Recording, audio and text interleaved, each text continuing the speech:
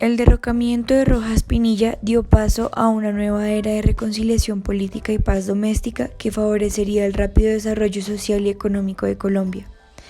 Estos objetivos se lograron, pero tuvo un efecto secundario debido a que cuanto más progreso se conseguía en un área, más problemas se evidenciaban en otras. Las fuerzas que culminaron la dictadura permanecieron unidas, pero no obtuvieron un resultado satisfactorio respecto al manejo de la insurgencia guerrillera dentro del territorio nacional. Durante este periodo se dio un crecimiento económico significativo, un incremento en la calidad de la educación pública, un gran avance en los transportes y la infraestructura de comunicación masiva, reduciendo así la diferencia entre las regiones. Sin embargo, se logró evidenciar que no hubo un gran cambio entre los patrones de desigualdad social.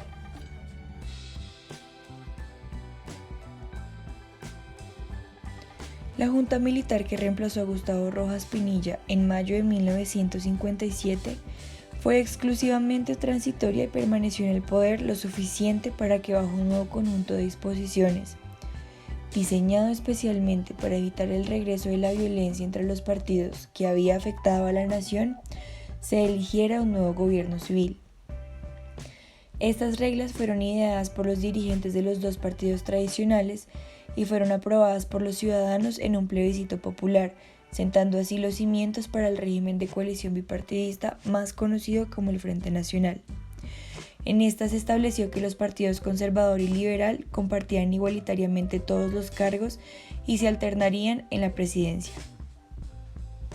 Los mecanismos institucionales del Frente Nacional fueron concebidos para permanecer vigentes durante 16 años, correspondientes a 2 periodos presidenciales para cada partido. Esto hasta que la reforma constitucional, adoptada en 1968, determinó que el sistema fuera gradualmente eliminado. La competencia electoral sin restricciones sería restablecida en su totalidad en 1974 y el requisito de compartir los puestos públicos de nombramiento del Ejecutivo terminaría en 1978. El mandato de coalición se prolongó en la práctica hasta 1986, cuando el presidente liberal Virgilio Barco, habiendo ofrecido a los conservadores una participación que estos desdeñaron por considerarla insatisfactoria, volvió a una administración unipartidaria. El primero de los presidentes del Frente Nacional fue un liberal, Alberto Lleras Camargo, quien permaneció fuera del país durante la violencia, tiempo en el que se desempeñó como secretario general de la Organización de Estados Americanos. Su sucesor conservador de 1962 a 1966 fue Guillermo León Valencia, político de vieja escuela, quien administró en concordancia con el espíritu del Frente Nacional hasta pasar el poder al tercer presidente, el liberal Carlos Lleras Restrepo. Este fue el más vigoroso administrador y el responsable de importantes innovaciones programáticas que adelantó con la ayuda de un círculo de jóvenes tecnócratas. Entregó el poder en 1970 al conservador Misael Pastrana. Este no se contagió del hiperactivismo característico de Lleras. Luego de presidir una administración en la que no se hizo casi nada de trascendencia, Pastrana transmitió el mando al liberal Alfonso López Michelsen. Este innovó principalmente en asuntos exteriores y no en políticas domésticas. En especial, buscó seguir una línea más independiente frente a los Estados Unidos. Por ejemplo, restauró las relaciones diplomáticas con la Cuba revolucionaria. Si bien no colmó las expectativas que había despertado en sus inicios, el Frente Nacional logró la meta principal para la que había sido diseñada: poner fin a la violencia. Para ello, empleó la misma combinación de tácticas usadas por Rojas Pinilla: ofrecimiento de amnistía y aplicación selectiva de la fuerza militar contra aquellos que aún se resistieran. También desarrolló ambiciosos programas de acción cívico-militar, por medio de la cual fueron movilizados varios destacamentos del ejército para construir carreteras, escuelas y clínicas en líneas afectadas por la violencia, y asimismo prestar servicios médicos castrenses con el fin de ganar la confianza de la población rural. El ámbito religioso desapareció en Colombia aún más rápida y completamente que la violencia. cesó el maltrato por razones políticas o religiosas a los protestantes y las numerosas restricciones que habían sido impuestas a sus actividades fueron levantadas. Asimismo, fue generalizada la tolerancia entre católicos y protestantes. Naturalmente, las reformas de Juan XXII y el Segundo Concilio Vaticano también influyeron en la nueva situación religiosa del país. En efecto, la Iglesia colombiana inició una rápida evolución que la alejaba de su anterior rigidez doctrinal y de su estrecha alianza con el Partido Conservador. Pese a esto, una creciente minoría de sacerdotes, influenciados por los nuevos movimientos de la teología de la liberación y el activismo tercermundista, comenzaron a interesarse por la causa de la izquierda y a alentar a revolucionarios marxistas, quienes se convirtieron en una de las nuevas expresiones de la violencia. Después de la caída de Rojas Pinilla, el país permaneció durante mucho tiempo bajo el estado de sitio, que se hizo sentir en menor escala, pues permitía a las autoridades impedir asambleas públicas, censurar a la prensa y restringir otras libertades. El único procedimiento de emergencia que se utilizó con relativa regularidad bajo el estado de sitio fue el de juicios sumarios o tribunales militares para acusados de crímenes contra el orden público. Rojas Pinilla llega del exilio en octubre de 1958. Este procedió a organizar un nuevo movimiento político populista. Tomó el nombre de Alianza Nacional Popular y fue creado con el fin de oponerse al régimen del Frente Nacional. La ANAPO compartía con el Frente Nacional el hecho de estar compuesto por miembros de ambos partidos. Los colores de la ANAPO eran azul, blanco y rojo, en representación de la pacífica convivencia de los rojos y los azules de Colombia. En 1970, Rojas Pinilla se presentó como candidato presidencial. Lo hizo a título de conservador, captando el 39% de la votación contra el 40.6% de Pastrana. Puesto que las reglas electorales vigentes no preveían segunda vuelta, la diferencia en favor de Pastrana era suficiente para llegar a la presidencia. Los seguidores de la ANAPO establecieron que un fraude oficial era evidente en los resultados de las elecciones. En la noche de las elecciones, el presidente Lleras Restrepo impuso toque de queda e irrumpió los informes electorales. En la mañana siguiente se reanudó la información sobre el escrutinio y Pastrana había tomado la delantera. Los esfuerzos por estimular el desarrollo socioeconómico implicaban una mayor expansión de la actividad del Estado. La reforma constitucional de 1968 proporcionó al Ejecutivo nuevas herramientas para poner en práctica las políticas económicas, especialmente la capacidad de declarar el estado de emergencia nacional, económico y social. Asimismo, las asociaciones de empresarios privadas mantuvieron su papel fundamental en todos los asuntos convenientes a sus intereses. La iniciativa de la reforma agraria se convirtió en prioridad para la primera administración Frente Nacionalista, pero la SAC retrasó hasta 1961 la aprobación y sanción de la medida. La ley de 1961 creó una agencia para la reforma, el Instituto Colombiano de Reforma Agraria, INCORA, y autorizó la directa expropiación de dominios privados, cuando fuera necesaria, para su redistribución a los que poseían tierras insuficientes o no poseían ninguna. Lleras Restrepo patrocinó la creación de la Asociación Nacional de Usuarios Campesinos, ANUC. Los miembros de la ANUC eran usuarios de servicios agrarios estatales, no solamente de los beneficios de la reforma agraria, sino también de otros programas gubernamentales de crédito y extensión agrícola. Conforme con David Bushnell, cuanto más capitalizada estaba una industria, menos empleos generaba para una población que crecía rápidamente. Como en muchos otros aspectos de política económica, la administración Lleras Restrepo fue la que dio pasos decisivos mediante la creación de una agencia especial para conceder incentivos, créditos de mercado y otro tipo de asistencias a los exportadores, así como a través de exenciones fiscales para los exportadores de productos no tradicionales.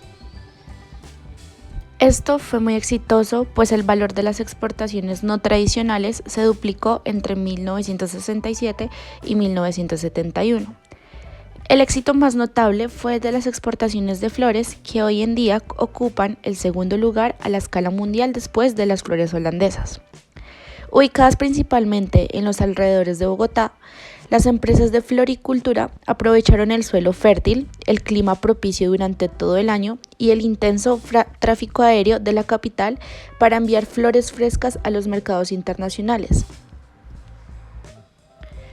Otro caso particularmente especial fue la recuperación de las exportaciones de banano, las cuales se habían desaparecido virtualmente durante la Segunda Guerra Mundial, mostrando un breve renacimiento en los años 50 y decaído nuevamente hasta el decenio de 1960. La nueva área de las plantaciones de la fruta se abrió en cercanías al puerto de Turbo y eclipsó la zona bananera de Santa Marta.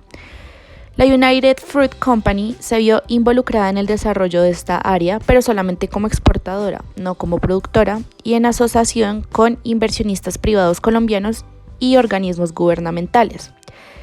Esta región bananera atrajo un flujo permanente de futuros trabajadores, así como de especuladores.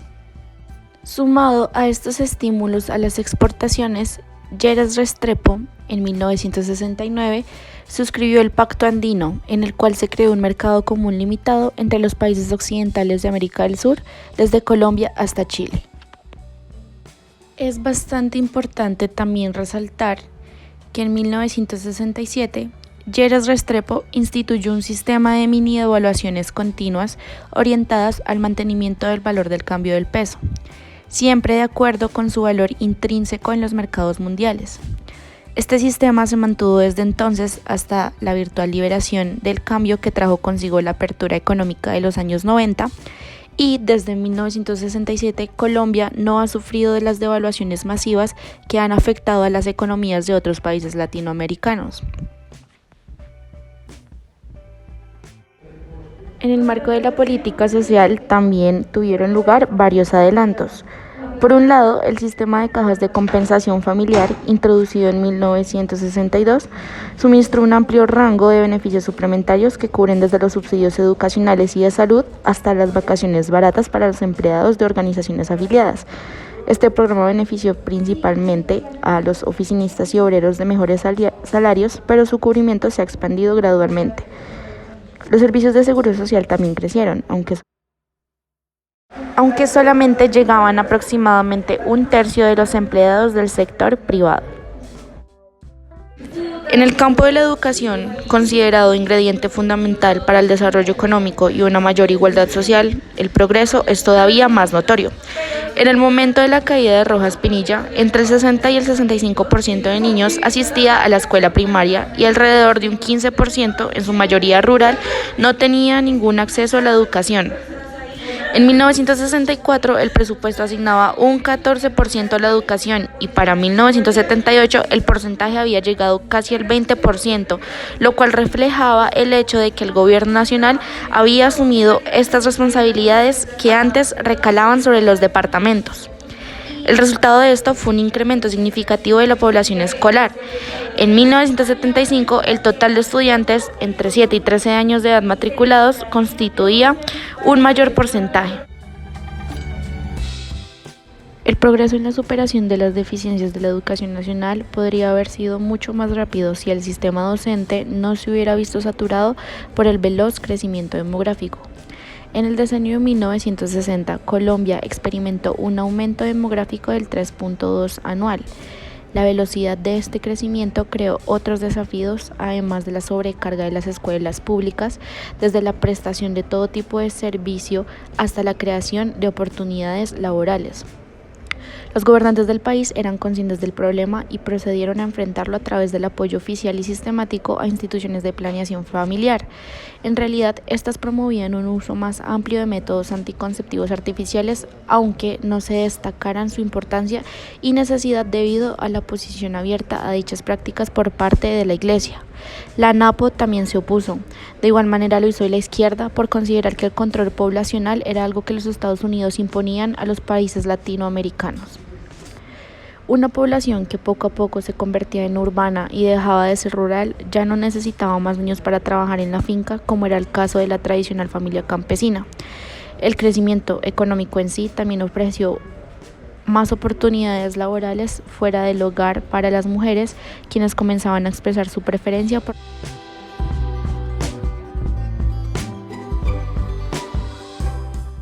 A finales de los años 60, con Carlos Lleras Restrepo y su equipo de tecnócratas profesionales que guiaron al país por una ruta totalmente moderada y supuestamente científica de desarrollo económico y social, se llegó a hablar del milagro colombiano. La economía y la nación estaban en paz, con excepción de algunas zonas infestadas de guerrilla, marginadas e ignoradas. Luego, en abril de 1970, con base en un mensaje populista en palabras del autor, en apariencia incoherente, Gustavo Rojas Pinilla casi derrotó al candidato presidencial del Frente Nacional. En buena medida, el crecimiento económico neto había superado el avance hacia la reducción de la injusticia social. La distribución del ingreso, altamente desigual desde hace mucho tiempo, se tornó todavía más inequitativa durante los años 60, sobre todo en el sector rural. En dicho sector, una serie de fenómenos tales como el desplazamiento de campesinos a parceros o arrendatarios debido a los avances de la producción comercial a gran escala, las migraciones forzadas resultantes de la violencia y la continua concentración de la mejor tierra en pocas manos tendieron a aumentar la oferta de mano de obra en relación con la demanda y por tanto a mantener los salarios en un nivel bajo. Históricamente, la izquierda siempre había sido más débil en Colombia que en otras naciones de Latinoamérica en etapas de desarrollo comparables. A tal debilidad habían contribuido tanto la estructura de la economía cafetera como el fenómeno general de una profunda identificación emocional con uno u otro partido tradicional. La industrialización y la urbanización disminuyeron la importancia relativa de los cafeteros y de las circunstancias rurales, al tiempo que debilitaron el atractivo simplista de las antiguas lealtades políticas. La influencia de tales lealtades se redujo todavía más por el éxito del Frente Nacional en su intento de forjar un consenso bipartidista.